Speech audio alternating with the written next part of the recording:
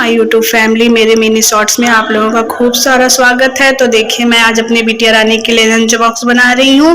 तो मैंने उसके लिए मैक्रोनी बनाया था। फर्स्ट डे था आज मेरी बिटिया रानी के स्कूल का।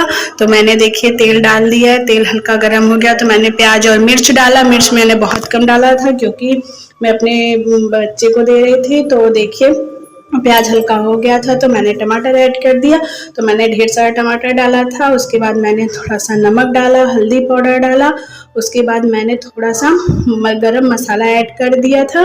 उसके बाद मैंने इसको अच्छे से भुना। भुनने के बाद मसाला मेरा अच्छे से भुन गया तो मैंने इसमें मैक्रोनी डाला। मैक्रोनी को मैंने पहले बॉयल करके रख लिया था।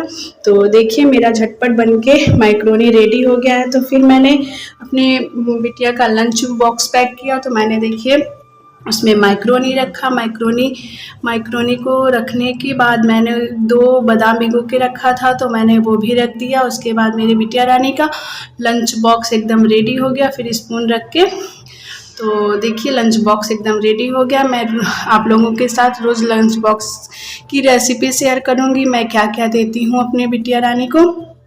तो मेरा ये मिनी ब्लॉग आप लोगों को अच्छा लगा हो तो प्लीज़ मेरे चैनल को लाइक शेयर सब्सक्राइब करिए, कमेंट करिए। प्लीज़ गाइस सपोर्ट करिए हमें। तो फिर मिलेंगे नेक्स्ट ब्लॉग में। बाय।